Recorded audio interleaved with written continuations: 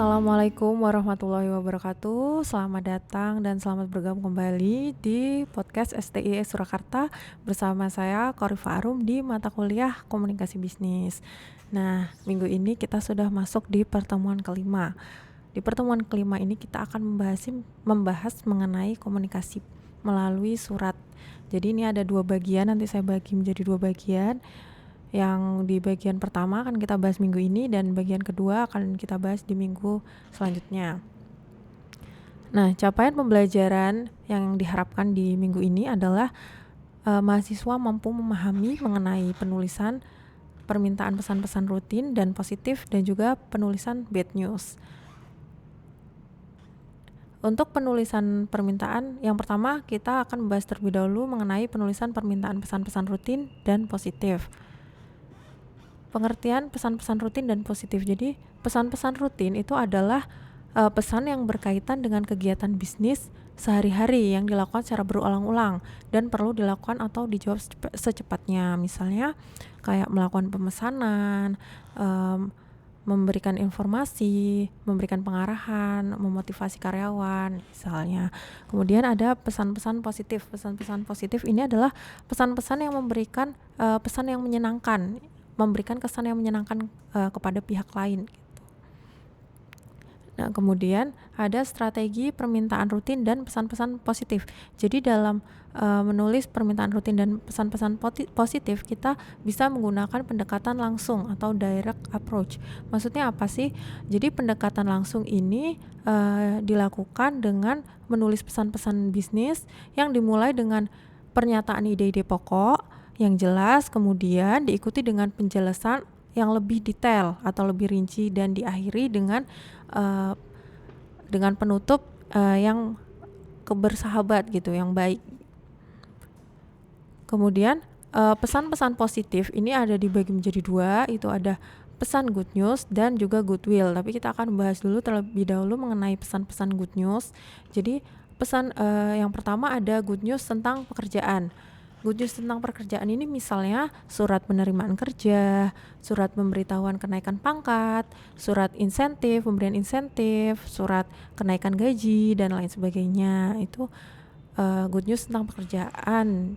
Kemudian good news tentang produk, misalnya surat pemberitahuan adanya diskon atau potongan harga, pemberian kupon diskon, pemberian kupon undian berhadiah, dan lain sebagainya. Nah, kemudian kita masuk ke pesan-pesan goodwill. Goodwill adalah perasaan positif yang dapat mendorong seseorang untuk menjaga hubungan bisnis dengan orang lain. Nah, misalnya apa? Misalnya kita memberikan ucapan selamat kepada karyawan yang memperoleh penghargaan, kemudian memberikan ucapan atas kenaikan pangkat dan jabatan gitu. Kemudian kita masuk ke penulisan bad news. Bad news itu apa sih? Jadi bad news itu adalah penyampaian pesan-pesan bisnis yang tidak menyenangkan dari seorang kepada pihak lain atau dengan menggunakan media tertentu, baik itu secara lisan maupun tertulis. Gimana sih caranya pengorganisasian penulisan bad news yang baik? Jadi pengorganisasian penulisan bad news yang baik itu adalah yang pertama kita harus fokus pada audiens. Kita harus membantu audiens memahami bahwa bad news itu menggambarkan suatu keputusan yang tegas. Membantu audiens memahami bahwa keputusan yang diambil itu adalah keputusan yang adil. Dan membantu audiens agar tetap memberikan goodwill bagi perusahaan gitu. Jangan sampai kita bad news tersebut membuat audiens merasa kecewa kepada perusahaan gitu. Jadi kita harus tetap memberikan kesan yang baik.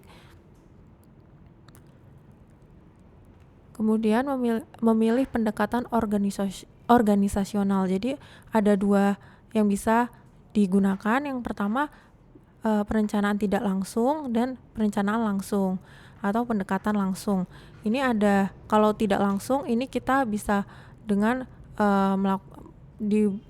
dahulu dengan pembukaan, kemudian alasan-alasannya dulu, kemudian baru pesan bad news yang ingin kita sampaikan, dan harus tetap ditutup dengan penutup yang positif dan bersahabat. Kemudian untuk perencanaan atau pendekatan langsung, ini kita bisa langsung memberikan pesan-pesan bad newsnya, kemudian baru alasan pendukung, dan penutup harus juga yang positif dan bersahabat. Nah, ini ada contoh bad news tentang pelanggan. Yang pertama ada bad news tentang pesanan produk. Misalnya kita hanya bisa memenuhi sebagian produk yang dipesan atau sama sekali tidak memenuhi semua produk. Nah, kalau kita hanya dapat memenuhi sebagian produk, kita bisa menggunakan pendekatan tidak langsung, di mana bisa dibuka dengan good news bahwa sebagian produk dapat terpenuhi, tetapi selanjutnya diikuti dengan informasi bahwa kita akan tetap meningkatkan penjualan produk gitu, dan diakhiri dengan penutup yang positif dan bersahabat tentunya. Kemudian apabila kita sama sekali tidak dapat memenuhi pesanan produk, ini kita juga bisa menggunakan pendekatan tidak langsung, di mana kita bisa mengawali dengan mengonfirmasi bahwa penjualan dan alasan mengapa kita tidak dapat mengirimkan atau memenuhi pesanan tersebut.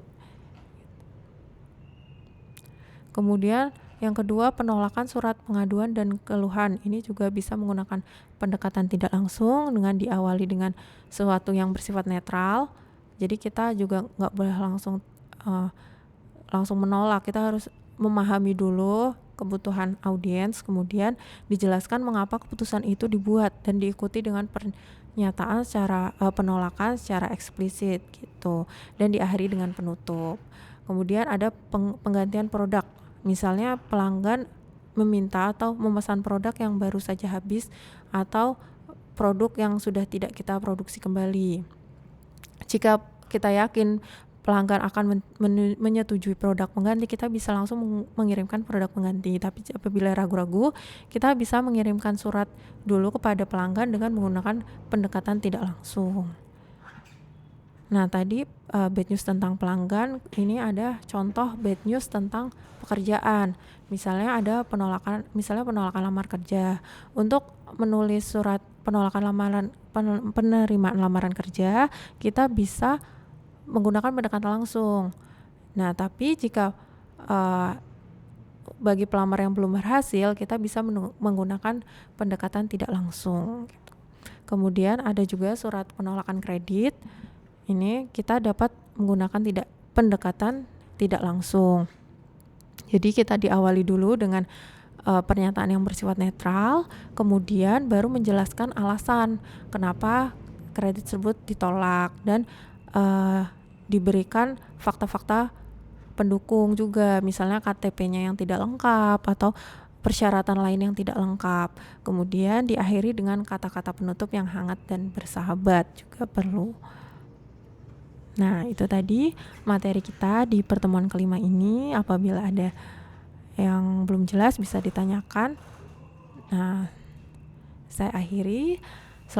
Terima kasih atas perhatiannya. Wassalamualaikum warahmatullahi wabarakatuh.